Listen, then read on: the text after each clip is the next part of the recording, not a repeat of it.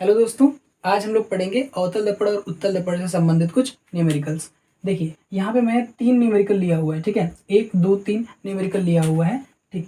पहले एकदम आसान है, फिर उसके बाद थोड़ा सा लेवल बढ़ा है, फिर उसके बाद थोड़ा और लेवल बढ़ा है। इन 3 न्यूमेरिकल से हम क्या करेंगे, पूरा हम लोग सीखने की कोशिश करेंगे। देखो इसको करने का तरीका क्या होगा, जो फिजिक्स में न्यूमेरिकल होता है वो कैसे करते हैं। तो सबसे पहले हम गिवन डाटा को नोट करते हैं। जो क्वेश्चन में न्यूमेरिकल में जो गिवन डाटा है सबसे पहले उसको नोट करेंगे, उसके बाद हम क्या करेंगे, क्वेश्चन को सॉल्व करने जाएंगे, ठीक है। देखिए अब हम क्या करेंगे, इसमें जो हम लोग क्वेश्चन को सॉल्व करेंगे, तो सॉल्व करने से पहले जो हमने रे डायग्राम सीखा हुआ है उसके हेल्प से पहले हम कुछ रिजल्ट्स को, पहले ही मतलब हम रिजल्ट्स को क्या करेंगे, लेके आ जाएंगे कुछ रिजल्ट्स को। देखो जो अपने पास रे डायग्राम है उसकी कुछ लिमिटेशंस है, उस लिमिटेशंस को दूर करने के लिए हम कौन सा फार्मूला पढ़े थे, तो हम फार्मूला पढ़े थे मिरर वाला फार्मूला, है ना, मिरर फार्मूला, दर्पण सूत्र, ठीक। तो देखिएगा हमें क्या करना है, तो जब भी न्यूमेरिकल दिया होगा तो इसको सॉल्व करने का तरीका है, सबसे पहले क्या करेंगे, लिखेंगे दिया है क्या चीज, क्या क्या दिया हुआ है, जो डाटा दिया हुआ है सबसे पहले उसको नोट करेंगे। तो इस वाले क्वेश्चन में एक अवतल दर्पण की वक्रता त्रिज्या कितना 50 सेंटीमीटर दिया है। तो सबसे पहले जो दिया है वो क्या दिया है कि यहाँ पे दर्पण कौन सा है, तो दर्पण कौन सा है, यहाँ पे दर्पण है अवतल, है ना। ये करने का तरीका है, देखो आसान क्वेश्चन है, कोई भी फटाक से इसका आंसर बता सकता है, पर न्यूमेरिकल करने का तरीका क्या होगा, दर्पण कौन सा, अवतल, ठीक है। इसकी वक्रता त्रिज्या दिया है, तो वक्रता त्रिज्या को हम किससे रिप्रेजेंट करते हैं, तो आर से रिप्रेजेंट करते हैं, radius of curvature capital R, कितना दिया है 50 सेंटीमीटर, ठीक है। अच्छा हमसे पूछ क्या रहा है यहाँ पे फोकस दूरी, तो क्या पूछा हुआ है हम लोगों से, जो पूछा है वो क्या पूछा है एफ, तो एफ क्या हो जाएगा क्वेश्चन मार्क, जो फोकस दूरी है उसको हम स्मॉल एफ से रिप्रेजेंट करते हैं, और यहाँ पे क्या है इसने पूछा हुआ है। तो सबको फार्मूला याद होना चाहिए, क्या चीज़, कि जो अपने पास आर होता है वो किसके बराबर होता है, 2f के बराबर होता है, ठीक है। या फिर कह लें f इज इक्वल टू किसके बराबर होता है, r डिवाइड बाई 2 के होता है। ये फार्मूला मैंने कराया हुआ है, जो फोकस दूरी होती है वो रेडियस ऑफ कर्वेचर की कितना होती है, हाफ के बराबर होती है, आधे के बराबर होती है, ठीक है। तो f इज इक्वल टू क्या होगा, r डिवाइड बाई 2। एक और चीज़ इसमें ध्यान देना है, साइन कन्वेंशन का, मिरर कौन सा है, कॉनकेव, तो कॉनकेव मिरर के लिए जो रेडियस ऑफ कर्वेचर होगा वो पॉजिटिव होगा कि नेगेटिव होगा। तो साइन कन्वेंशन में मैंने आपको बता रखा है पहले से कि अगर हम किसी भी डिस्टेंस को मेजर करना चाहते हैं तो हम कहाँ आके बैठेंगे, पोल पर आके बैठेंगे, और पोल से अगर हमें किसी डिस्टेंस को मेजर करने के लिए इस तरफ चलना पड़ता है तो उसको हम लेते हैं नेगेटिव, इस तरफ चलना पड़ता है तो पॉजिटिव, अगर इस तरफ चलना पड़ता है किसी डिस्टेंस को मेजर करने के लिए तो पॉजिटिव, इस तरफ चलेंगे तो नेगेटिव, ठीक है। ये साइन कन्वेंशन ध्यान में रखिएगा। चलिए मिटाता हूँ इसको। देखिए तो अपने पास जो कॉनकेव मिरर होगा वो कॉनकेव मिरर कैसा होगा, कुछ इस टाइप का होता है कॉनकेव मिरर। इसका जो रेडियस ऑफ कर्वेचर होता है वो किधर होता है, तो रेडियस ऑफ कर्वेचर यहाँ होता है और फोकस दूरी यहाँ होती है, ये एफ और ये क्या आर, ये स्मॉल एफ और ये अपने पास आर। तो जो रेडियस ऑफ कर्वेचर होती है वो फोकस दूरी की कितनी होती है, double, radius of curvature focus दूरी की कितनी होगी, फोकल लेंथ की कितनी होगी, तो डबल होगी, है ना। जो वक्रता त्रिज्या है वो फोकस दूरी की दोगुनी होती है। अब देखो जो रेडियस ऑफ कर्वेचर है उसको मेजर करने के लिए हम पोल से किधर जाएंगे, पोल से इस साइड आएंगे ना, तो इस साइड आएंगे तो क्या होगा, साइन कैसा होगा रेडियस ऑफ कर्वेचर का, तो माइनस होगा। तो यहाँ पे जो रेडियस ऑफ कर्वेचर होगा वो कैसा होगा, माइनस होगा, ठीक है। अब जो फोकल लेंथ होती है, पहले से हम लोगों को पता है कि जो फोकल लेंथ होगी, ठीक, इसकी कॉनकेव मिरर की वो कैसी आती है, माइनस आती है। तो रिजल्ट में हमारा फोकल लेंथ कैसा आना चाहिए, माइनस आना चाहिए, ठीक। पहले से ही हम लोगों को पता है कैसा आना चाहिए, माइनस आना चाहिए। देखिए तो रेडियस ऑफ कर्वेचर कितना हो गया, नेगेटिव ऑफ 50। तो जिसकी वैल्यू हमें निकालनी होती है उसका हम साइन नहीं रखते हैं, उसका साइन हमें क्या होता है, अपने आप मिल जाता है, ठीक। तो नेगेटिव ऑफ 50 डिवाइड बाई कितना 2, कटा इससे कितनी बार जाएगा 25, तो कितना आंसर आएगा, नेगेटिव ऑफ 25 सेंटीमीटर, ठीक है। तो इसका आंसर आ गया नेगेटिव ऑफ 25 सेंटीमीटर, ठीक। चलते हैं नेक्स्ट क्वेश्चन पे। चलिए देखते हैं नेक्स्ट क्वेश्चन, क्वेश्चन नंबर 2, ठीक है। एक वस्तु 15 सेंटीमीटर की 15 सेंटीमीटर वक्रता त्रिज्या के अवतल दर्पण के सामने 10 सेंटीमीटर की दूरी पर स्थित है। प्रतिबिंब की स्थिति, प्रकृति तथा आवर्धन ज्ञात कीजिए। 3 चीजें हमें निकालनी है यहाँ पे, प्रतिबिंब की स्थिति, प्रकृति और आवर्धन। देखो इस क्वेश्चन को लगाने से पहले देखो पहला वाला क्वेश्चन कैसा था, वो एकदम नॉर्मल क्वेश्चन था, एकदम मतलब घटिया सवाल था, ठीक है। ये थोड़ा सा ठीक है, उसके बाद ये थोड़ा और ठीक है, और भी क्वेश्चन मैं आगे कराऊंगा जो बढ़िया क्वेश्चन होंगे, ठीक है। देखिए सबसे पहले हम क्या करेंगे, जो गिवन डाटा है उसको नोट करेंगे, और उसके बाद सबसे पहले हम रे डायग्राम से जो रिजल्ट आने वाला है उसको पहले ही हम समझ लेंगे क्या क्या आने वाला है, ठीक, क्या क्या पॉसिबिलिटी है, क्या क्या रिजल्ट आ सकता है, ठीक। देखिए उसके बाद हम सॉल्व करेंगे किससे, मिरर फार्मूला से। तब जाके एग्जैक्ट आंसर लेके आएंगे। ठीक, क्योंकि रे डायग्राम की कुछ लिमिट है। ठीक, उस लिमिट को कौन कंप्लीट करता है? तो रे डायग्राम सॉरी मिरर फार्मूला करता है। ठीक, देखिएगा जो सबसे पहले गिवन डाटा है, ठीक, जो दिया है सबसे पहले क्या करेंगे, उसको नोट करेंगे। क्या दिया भाई? एक वस्तु 15 सेंटीमीटर वक्रता त्रिज्या के अवतल दर्पण, यानी दर्पण कौन सा? दर्पण अवतल। जो दर्पण है वो कौन सा है? अवतल है। ठीक है, दर्पण अवतल है, दर्पण जो है वो अवतल है। और इस अवतल दर्पण की जो वक्रता त्रिज्या दी है, वक्रता त्रिज्या को किससे रिप्रेजेंट करते हैं? आर से। वो कितना दिया है? 15 सेंटीमीटर। अगर दर्पण अवतल हो गया, ठीक, तो अवतल दर्पण कैसा बनता है? तो अवतल दर्पण बनता है इस तरीके का, है ना। ये इसका क्या हो जाएगा? रेडियस ऑफ, ये रेडियस ऑफ कर्वेचर, है ना। यहाँ से यहाँ तक का जो डिस्टेंस होता है, पोल और आर के बीच का, पोल और सेंटर के बीच का जो डिस्टेंस होता है, उसको हम क्या बोलते हैं? रेडियस ऑफ कर्वेचर बोलते हैं, आर बोलते हैं। ठीक, तो ये अपने पास क्या है? सी, और ये अपने पास क्या है? यहाँ से यहाँ तक का डिस्टेंस कितना दिया है? 15 सेंटीमीटर। अच्छा, फोकस कहाँ पे होता है? तो फोकस होता है मिड में, किसके? पोल और सेंटर के बीच में होता है फोकस, स्मॉल। अच्छा, ये फोकस होता है कैपिटल एफ। इसके और इसके बीच, पोल और फोकस के बीच के डिस्टेंस को हम क्या कहते हैं? फोकल लेंथ कहते हैं, फोकस दूरी कहते हैं। तो फोकस दूरी की वैल्यू क्या हमें निकालनी पड़ेगी? ठीक, जो यहाँ पे पूछ रहा है उसके लिए हमें फोकस दूरी की वैल्यू को क्या करना पड़ेगा? कैलकुलेट करना पड़ेगा। चलो, बात की बात है। अभी क्या चीज हमें दी है? एक वस्तु कहाँ पर है? एक वस्तु 15 सेंटीमीटर वक्रता त्रिज्या के अवतल दर्पण के सामने 10 सेंटीमीटर की दूरी पर रखा हुआ है। इसका मतलब, इसको थोड़ा यहाँ से हटाते हैं, यहाँ बनाते हैं। ठीक, तो ये कहाँ पर है? मान के चलो यहाँ से यहाँ का जो डिस्टेंस है वो 15 सेंटीमीटर है, तो ये क्या हो जाएगा? सेंटर, और ये अपने पास फोकस। ठीक, ये अपने पास फोकस। अच्छा, फोकस दूरी कितनी होगी? बात की बात है, निकाल सकते हैं। ठीक, ये अपने पास कितना है? आर की वैल्यू 15 सेंटीमीटर है। पॉजिटिव आएगा कि निगेटिव आएगा? तो पोल से इधर चलना पड़ रहा है ना, तो पोल से जब भी हम इस साइड चलते हैं तो क्या लेते हैं? निगेटिव लेते हैं। किसी भी डिस्टेंस को अगर पोल से आप लेफ्ट साइड चलते हैं मेजर करने के लिए, तो उसकी वैल्यू को आप कैसा लेंगे? तो उसकी वैल्यू को हम निगेटिव लेंगे। तो ये कैसा आ जाएगा? माइनस का 15 सेंटीमीटर। अच्छा, फोकल लेंथ कितनी होगी? तो फोकल लेंथ क्या होती है? आर डिवाइड बाई 2 होती है। तो फोकल लेंथ कितना हो जाएगा? पॉजिटिव कि निगेटिव? तो फोकल लेंथ को भी मेजर करने के लिए हमें इधर ही चलना पड़ेगा। कहाँ से? पोल से लेकर के फोकस के बीच की डिस्टेंस को हम क्या कहते हैं? फोकल लेंथ कहते हैं, फोकस दूरी कहते हैं। तो आर की वैल्यू कितनी है? -15 सेंटीमीटर डिवाइड बाई कितना? 2, कटेगा कितना आएगा? हालांकि हमें काटना नहीं, यहाँ पे कितना आएगा? ये 7.5 आ जाएगा। 7.5 सेंटीमीटर कैसा? निगेटिव का। ठीक है, हम इसी पे काम चलाएंगे। एफ की वैल्यू हम यही रखेंगे, ठीक है, ताकि सॉल्व करने में आसानी रहे। आगे देखते हैं। ये 7.5 सेंटीमीटर आ गया। इसका मतलब पोल से इसका डिस्टेंस कितना है? पोल से फोकस का डिस्टेंस है कितना? 7.5। ठीक, इतनी बात क्लियर। अब ध्यान से देखो, जो ऑब्जेक्ट है वो कहाँ पे रखा हुआ है? अवतल दर्पण के सामने 10 सेंटीमीटर की दूरी पर। 10 सेंटीमीटर की दूरी पर रखा है, इसके सामने, है ना, इसी के सामने। तो अब 10 सेंटीमीटर की दूरी कहाँ आएगी? तो ये 7.5 है, तो 7.5 से इधर ही तो आएगा। ये 15 है यहाँ तक, तो 15 और 7.5 के बीच में ही तो आएगा, यहाँ पे, यहाँ कहीं पे। तो यहाँ पे क्या होगा? अपना ऑब्जेक्ट। ठीक, इसका मतलब ऑब्जेक्ट कहाँ पे आ गया? फोकस और सेंटर के बीच में आ गया। तो जब भी फोकस और सेंटर के बीच में ऑब्जेक्ट आता है, रखा जाता है, तो उस केस में इमेज कहाँ बनता है? उस केस में इमेज बनता है इस तरफ, है ना, यहाँ पे। याद है कि नहीं? इस जगह पे बनेगा। फोकस और सेंटर के बीच में अगर ऑब्जेक्ट रखा जाएगा तो जो इमेज होगा वो सेंटर और इन्फिनिटी के बीच में बनता है। कैसा बनता है? तो यहाँ पर रियल इमेज बनता है, और कैसा बनता है? इन्वर्टेड बनता है। और कैसा बनेगा? इस वाले ऑब्जेक्ट से इस इमेज की साइज क्या होगी? बड़ी होगी। ठीक है, जो इमेज की साइज है वो ऑब्जेक्ट की साइज से क्या होगा? बड़ा होगा। तो देखो क्या क्या किस किस चीज़ के हम आंसर दे सकते हैं, किस किस क्वेश्चन का आंसर हम दे सकते हैं। तो प्रतिबिंब की स्थिति क्या है? प्रतिबिंब की स्थिति क्या है? प्रतिबिंब कहाँ पर स्थित है? तो प्रतिबिंब सेंटर और इन्फिनिटी के बीच में स्थित है। अब बोलेगा कि मिरर के पोल से कितना दूर है, तो भाई नहीं बता पाएंगे। ठीक, क्यों नहीं बता पाएंगे?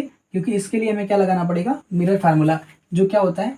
1/f is equal to 1/v plus 1/u। पहले से मैंने क्या किया, इसको बताया हुआ है। ठीक, और इन एफ, बी और यू को कैसे रखना है? साइन के साथ। ठीक, चलिए, तो हमने स्थिति बता दी है सेंटर और इन्फिनिटी के बीच में, बस एग्जैक्ट वैल्यू नहीं बता पाएंगे। वो बताएगा कौन? Mirror formula. प्रकृति क्या है इसकी? तो देखो, प्रकृति क्या होती है, मतलब कैसा, रियल बना है कि वर्चुअल बना है, मतलब वास्तविक बना है कि आभासी बना है। तो कैसा बना है? यहाँ पर जब इमेज बनता है तो कैसा बनता है?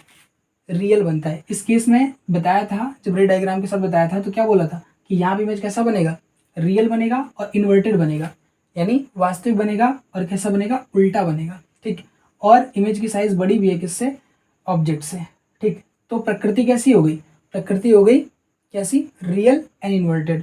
तो इसमें तो कोई डाउट नहीं है कि रियल और इन्वर्टेड होगा, प्रकृति तो ऐसे ही बताएंगे, ठीक। ये डायग्राम से बता देंगे, इसके लिए हमें कोई से सॉल्व करने की जरूरत नहीं है, ठीक है। आवर्धन ज्ञात करेंगे, मैग्निफिकेशन कैसे निकालते हैं, तो मैग्निफिकेशन का फार्मूला होता है m is equal to I upon O is equal to कितना, O is equal to negative of v upon u, ठीक है, negative of v upon u minus v upon u. I क्या है, size of image या क्या है, height of image. ओ क्या है, हाइट ऑफ ऑब्जेक्ट, ठीक। ऑब्जेक्ट कितना बड़ा है, इमेज कितना बड़ा है, ठीक।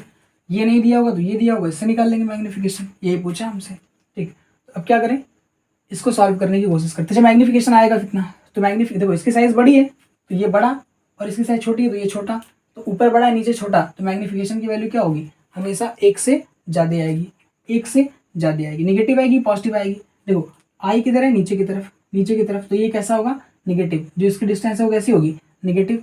और इसका कैसा होगा, इसकी जो लेंथ होगी वो कैसी होगी, ये भी कैसा होगा, ये नहीं, ये भी कैसा होगा, पॉजिटिव होगा, ये पॉजिटिव होगा। क्यों, क्योंकि किस तरफ है, तो ये ऊपर की तरफ है, धीरे धीरे ये ऊपर की तरफ है, इस वजह से कैसा होगा, पॉजिटिव। ये नीचे की तरफ इस वजह से कैसा होगा, ये निगेटिव होगा, ठीक।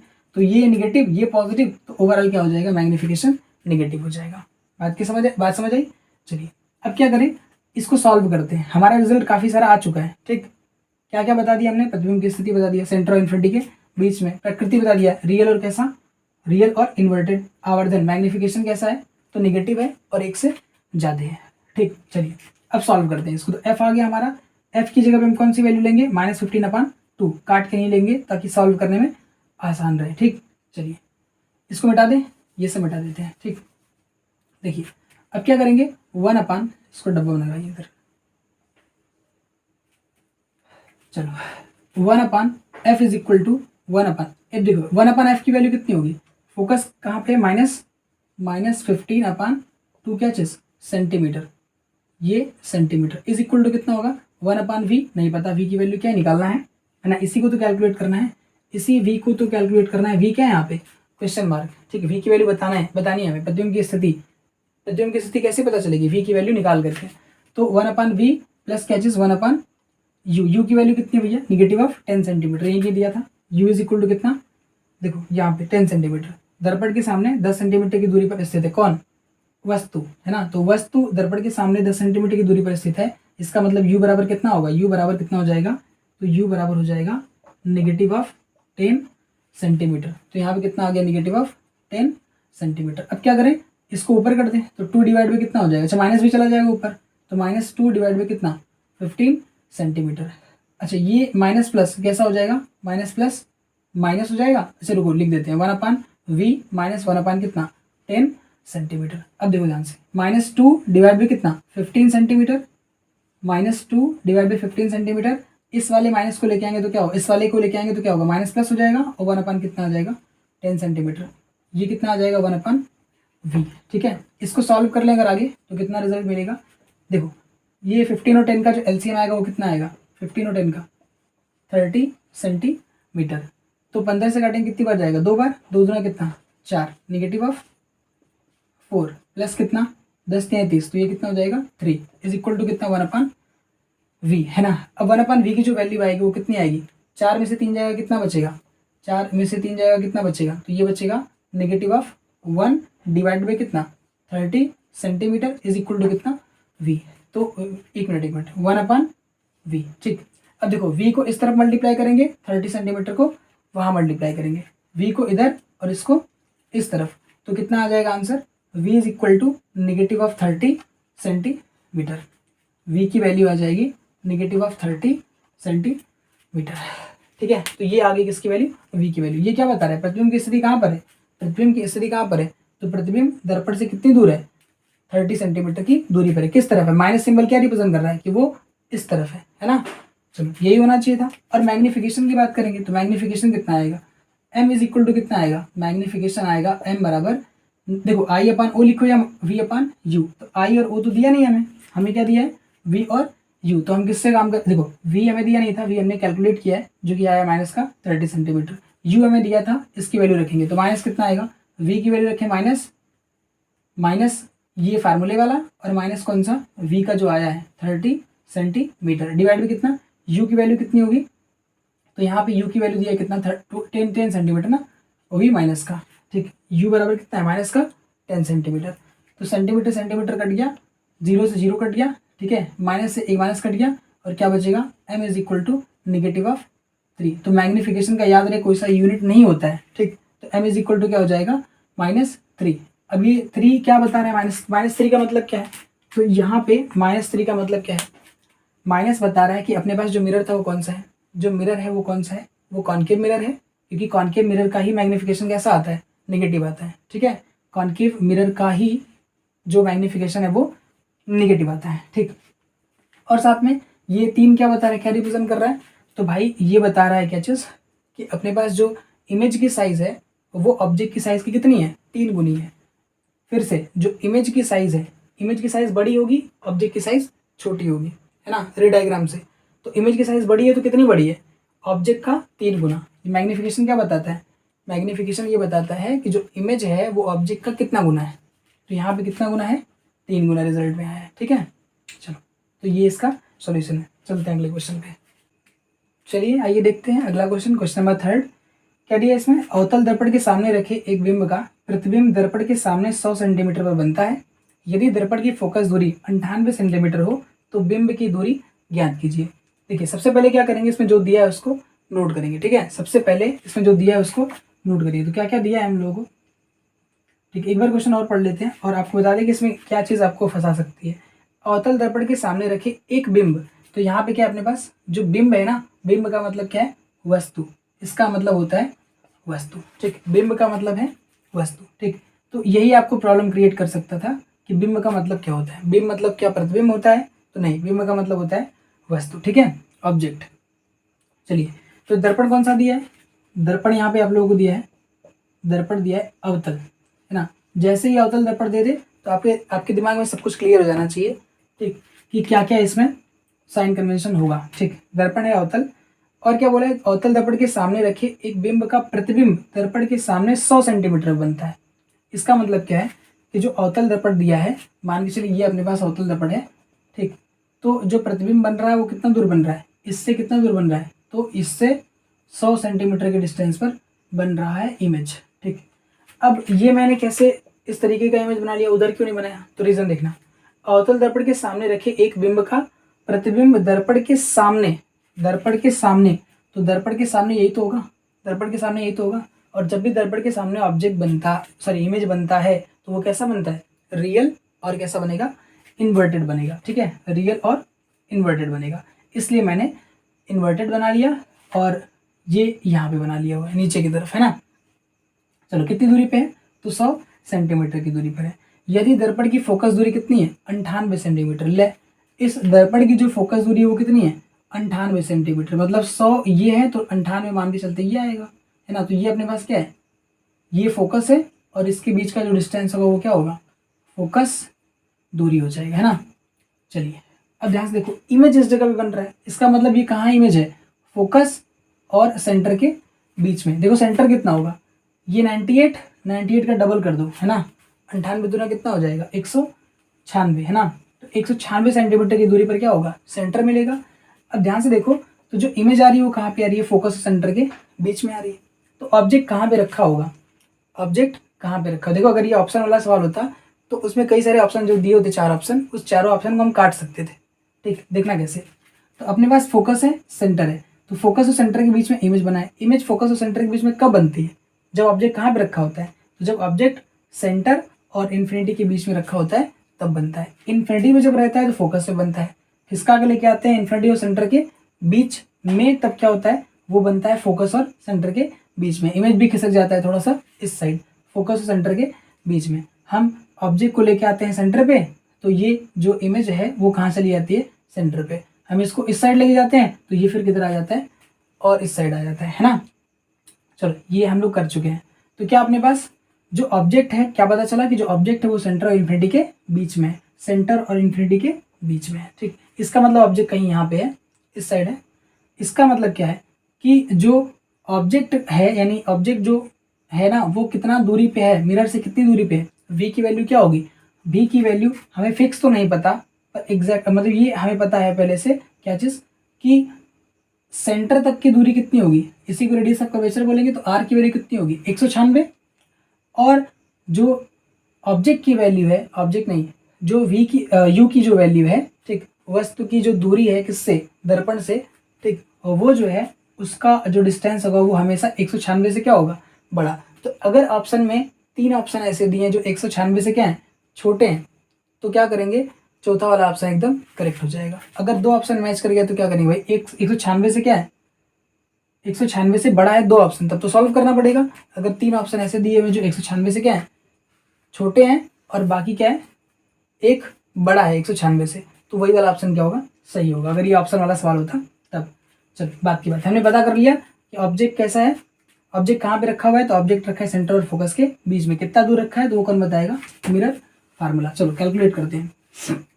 दर्पण कौन सा दिया, अवतल, ठीक, और क्या दिया, दर्पण के सामने 100 सेंटीमीटर वो बनता है, जो प्रतिबिंब बनता है वो कहाँ बनता है, दर्पण के सामने 100 सेंटीमीटर पर। इसका मतलब क्या दिया हुआ है, v इज इक्वल टू कितना दिया है, v is equal to 100 centimetre. अच्छा v कैसा होगा, निगेटिव की पॉजिटिव, तो निगेटिव कौन सा दर्पण है, अवतल, रियल बन रहा था इमेज, और कैसा बन रहा था, इन्वर्टेड, तो v कैसा हो जाएगा, माइनस का 100 सेंटीमीटर। दर्पण की फोकस दूरी कितनी होगी भैया, तो फोकस दूरी दिया है कितना, 98 सेंटीमीटर। फोकल लेंथ जो दिया है वो कितना दिया, 98 सेंटीमीटर। माइनस लगा दिया, क्यों, क्योंकि अवतल दर्पण की जो फोकस दूरी होती है कैसी होती है, माइनस। क्यों होती है भैया, ये ऐसा होता है, फोकस दूरी मेजर करने के लिए इस साइड जाएंगे, इसलिए कैसा लेंगे, माइनस। चलो अगला, यदि दर्पण की फोकस दूरी 98 सेंटीमीटर हो तो बिंब की दूरी ज्ञात कीजिए। इसका मतलब हमें क्या निकालना है, वस्तु की दूरी निकालनी है, किससे, दर्पण से। इसका मतलब क्या पूछ रहा है, यू पूछ रहा है। यू क्या चीज, क्वेश्चन मार्क है ना। वस्तु से दर्पण की जो, दर्पण से वस्तु की जो दूरी होती है उसको हम यू से रिप्रेजेंट करते हैं, और वही हमारा क्या है, यहाँ पे पूछ रहा है, ठीक है। चलो इसके लिए हम क्या करेंगे, फार्मूला लगाएंगे कौन सा, मिरर वाला, 1/f is equal to 1/v plus 1/u, और सबको साइन के साथ रखेंगे। किसको नहीं रखेंगे साइन के साथ, जिसकी वैल्यू हमें कैलकुलेट करनी है। चलिए करते हैं भाई। तो 1/1 एफ की वैल्यू कितना दिया है, एफ की वैल्यू कितना दिया है, तो एफ की वैल्यू दिया है माइनस का 98 सेंटीमीटर, है ना, माइनस का 98 centimetre is equal to 1/v की वैल्यू कितना दिया है, तो माइनस का 100 सेंटीमीटर प्लस 1/u। यू का साइन नहीं रखेंगे, क्यों नहीं रखेंगे, क्योंकि इसकी वैल्यू हमें क्या करनी है, कैलकुलेट करनी है। तो जिसकी वैल्यू कैलकुलेट करेंगे उसका रिजल्ट हमें मिलेगा, उसका साइन हमें मिलेगा, ठीक। तो इसको इस साइड करें तो कितना आएगा, minus 1/98 centimetre plus 1/100 centimetre is equal to कितना आएगा, 1/u आ जाएगा। ये जैसा था वैसा वहीं पे पड़ा हुआ है। अब ध्यान से देखो, इसको हम इस साइड कर लेते हैं, इसको उस साइड, दोनों को बदल लो। x बराबर y है तो क्या हम y बराबर x नहीं लिख सकते, तो सेम चीज़ यहाँ पे कर लेते हैं कि 1/1/u इज इक्वल टू क्या आएगा, नेगेटिव ऑफ 1/98 सेंटीमीटर, ठीक, प्लस कितना 1/100 सेंटीमीटर। कोई गलती इसमें नहीं है, कोई गलती इसमें नहीं है, ठीक है। जैसे वो x बराबर y तो y बराबर क्या, x। आगे बढ़ते हैं, इसको अगर हम सॉल्व करें तो कितना आएगा, ध्यान से देखिए भाई, इसको सॉल्व करेंगे तो कितना आएगा, 1/u इज इक्वल टू, ये नेगेटिव है 98 और ये 100, इसका अगर एलसीएम लेंगे तो कितना आएगा, तो ध्यान से देखना, ये 98 है ना, तो 98 को हम क्या लिख सकते हैं, 49 गुणे 2, है ना, 49 गुणे 2, और 100 को हम क्या लिख सकते हैं, 2 गुणे 50, 2 गुणे 50। अब ध्यान से देखो, तो दो दोनों में क्या है, कॉमन है, तो हम क्या करेंगे, एलसीएम के लिए 2 को बाहर निकालेंगे, मल्टीप्लाइड बाई जो कॉमन नहीं है उसको भी लिखेंगे, किसको किसको, 49 और 50 को, 49 और 50 को। एलसीएम का ये फंडा तो है ना, एलसीएम का ये फंडा है ना, इसका फैक्टर करिए, इसका फैक्टर करिए, जो कॉमन है उसको एक बार लिखिए, जो कॉमन नहीं है उसको क्या करेंगे, उसको भी लिखेंगे, है ना। चलो अब सेंटीमीटर सेंटीमीटर कॉमन है तो एक बार लिख लिया ना। अरे हाँ ना बोलो भाई, 2 गुणे 49 गुणे कितना, 2 गुणे 49 गुणे कितना 50, और यहाँ पे कितना आ जाएगा, सेंटीमीटर। अब ऊपर कितना आएगा, ध्यान से देखना, 98 से डिवाइड करेंगे पूरे को, 98 से डिवाइड करेंगे पूरे को तो कितना बचेगा, चेक करो, इसको मल्टीप्लाई कर देगा, 49 गुना कितना होता है 98, 98 से 98 क्या हो जाएगा, कैंसिल आउट, तो क्या बचेगा, माइनस का 50, ठीक। और चेक करें अगर इसको 100 से डिवाइड करें तो 50 से 2 कट जाएगा, कितना बचेगा, 50 और 2 कट जाएगा, 100 से जब डिवाइड करेंगे तो 50 2 कट जाएगा, तो कितना बचेगा, केवल 49 बचेगा। तो 49 का मल्टीप्लाई कहाँ करेंगे, 1 में। फिर से देख लो, 98 को इससे डिवाइड करेंगे, नहीं 98 से इसको डिवाइड करेंगे, 98 से इसको डिवाइड करेंगे, है ना, तो कितना आएगा, 98 49 2 कट गया, बचा क्या 50, तो 50 कहाँ गुणा होगा 1 के साथ, ठीक। 100 से डिवाइड करेंगे किसको, इसको पूरे को, तो 50 और 2 कट जाएगा, क्या बचेगा 49, तो कहाँ मल्टीप्लाई होगा इसमें, तो कितना हो जाएगा 49, कैसा प्लस का, ये वाला माइनस का और ये वाला प्लस था तो प्लस आ गया, ठीक। आगे सॉल्व करते हैं इसको, तो क्या मिलेगा 1/u इज इक्वल टू कितना हो जाएगा 50 से 49 गया, कितना बचेगा -1 डिवाइड में कितना 49, 2 और 50 कितना हो जाएगा 50 दूना के 100, 4900 है ना, 4900 क्या चीज़ सेंटीमीटर, क्योंकि यहाँ पे सेंटीमीटर है, ठीक। अब इसको मल्टीप्लाई कर लो, कितना आएगा 4900 सेंटीमीटर इज इक्वल टू कितना नेगेटिव ऑफ u, यानी u की वैल्यू कैसी आएगी यहाँ पे, तो नेगेटिव ऑफ 4900 सेंटीमीटर, या u बराबर क्या लिख दें हम लोग 4900 सेंटीमीटर।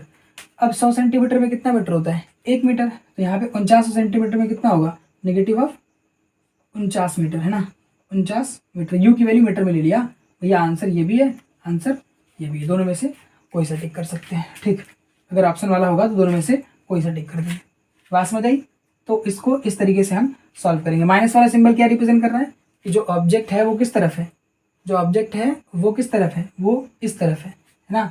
ये अपने पास कॉनकेव मिरर, तो कॉनकेव मिरर की इसी तरफ ऑब्जेक्ट है, तभी तो माइनस होगा, देखो यहाँ पे आ गया, ठीक है। तो माइनस रिप्रेजेंट कर रहा है कि जो ऑब्जेक्ट है वो किस तरफ रखा हुआ है, तो वो लेफ्ट साइड में रखा हुआ है ना, पोल से लेफ्ट साइड में रखा हुआ है, ठीक। चलिए अब करेंगे क्वेश्चन किसका, उत्तल दर्पण वाले का, ठीक, अगले वाले वीडियो में।